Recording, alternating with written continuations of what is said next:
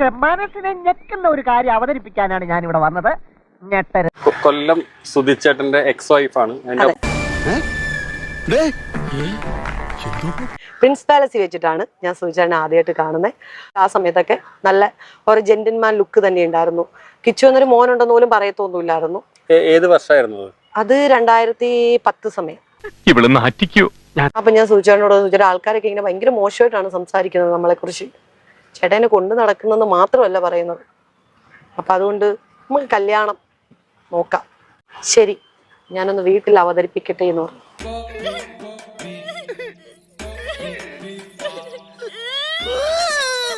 അത് കഴിഞ്ഞ ശേഷം വീട്ടിൽ നിന്ന് അമ്മയും അച്ഛനും ചേട്ടനും ചേട്ടത്തി എല്ലാവരും അറിഞ്ഞു, വന്നു, സംസാരിച്ചു. കഴിഞ്ഞതിന് ശേഷം നമ്മൾ നല്ല രീതിയിൽ കല്യാണം ഭരണിക്കാവ് മാടുന്നല ക്ഷേത്രത്തിലായിരുന്നു. കല്യാണമൊക്കെ നടന്നു. ആർട്ടിസ്റ്റുമാണ്. എക്സ് വൈഫ് എന്ന് അറിയാൻ താല്പര്യമില്ലെങ്കിൽ ആർട്ടിസ്റ്റ് ആയിട്ടാണ് അറിയപ്പെടുന്നത്. തീർച്ചയായിട്ടും. പക്ഷെ ഇപ്പൊ കുറച്ച് ദിവസങ്ങളായിട്ട് ഭയങ്കര വിവാദങ്ങളിൽ പെട്ടാണ് ജീവിതം മുന്നോട്ട് പോയിക്കൊണ്ടിരിക്കുന്നത്. തീർച്ചയായിട്ടും. എന്താ തോന്നുന്നു ഇപ്പത്തെ ഒരു ജീവിതവും കാര്യങ്ങളൊക്കെ ആയിട്ട്? നമ്മള് കാര്യത്തിലേക്ക് പോകുന്നതിന് മുന്നേ ഞാൻ ഒരു കാര്യം പറയാം. അവർ പറയുന്നത് വെച്ച് കഴിഞ്ഞാൽ ഇനി രേണുവിനെതിരെ ഞാൻ കളിച്ചാൽ എന്നെ വലിച്ചു കീറി ഒട്ടിക്കും, സമൂഹത്തിന് മുമ്പിൽ നാണം കെടും. പിന്നെ കുറെ കമന്റുകൾ വരുന്നുണ്ട്. എന്റെ പാസ്റ്റ് എടുത്ത് നോക്കിക്കഴിഞ്ഞാൽ 100 മുത്തുച്ചിപ്പി വായിച്ച ഒരു സംതൃപ്തി കിട്ടും എന്നൊക്കെയാണ്. ഇതാണ് ഇവിടുത്തെ വ്യവസ്ഥിതി. We are living in a very cruel society.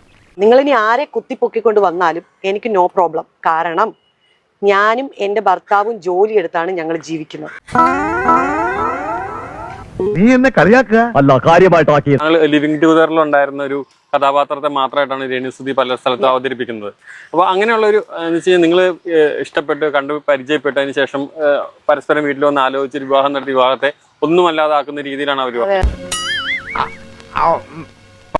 എന്നാണുണ്ടോ നിങ്ങൾക്ക്?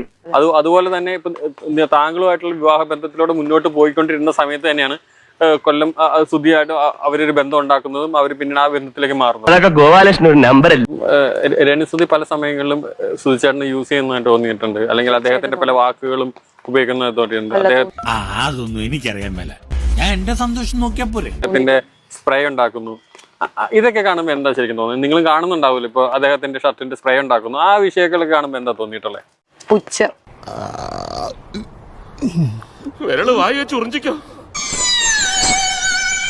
സുധിച്ചേട്ടൻ്റെ അതായത് ശാലിനി പോയി ഒരു മകനുമായിട്ട് വന്നുള്ള ഒരു കാലഘട്ടങ്ങളിൽ, ഒരു കുറച്ചധികം കാലഘട്ടങ്ങളിൽ കൂടെ നിന്നു. അപ്പൊ അങ്ങനെയുള്ള ഒരു ബന്ധം പെട്ടെന്ന് ഇല്ലാതായി പോകുന്നു. എത്രത്തോളം ഒരു മാനസികമായി തകരുന്നൊരു സംഭവമല്ല എന്ന് വെച്ച് കഴിഞ്ഞാൽ നമ്മൾ പോലും വിചാരിക്കാത്ത ഒരു വിഷയത്തിലൂടെയാണ് തകരുന്നത് മറ്റൊരാളുടെ. എന്ന് വെച്ച് കഴിഞ്ഞാൽ ഇപ്പൊ അവിഹിത ബന്ധം എന്ന് വേണമെങ്കിൽ പറയാം.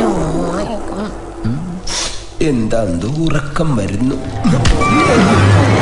ഇന്നലെ എന്റെ ഫ്രണ്ടിനെ വിളിച്ചിട്ട് പറഞ്ഞെന്ന് വെച്ച് കഴിഞ്ഞാൽ അവളോട് മര്യാദയ്ക്ക് നിർത്തി പൊക്കോളാൻ പറ, ഇല്ലെങ്കിൽ അവളുടെ എല്ലാ ഞാൻ പുറത്ത് വലിച്ചിടും, അവൾ എന്തായിരുന്നു എന്നുള്ളത് പുറത്ത് വലിച്ചിടും. ഇടട്ടേന്നേ, നേരിടാൻ തയ്യാറാണല്ലോ ഞാൻ.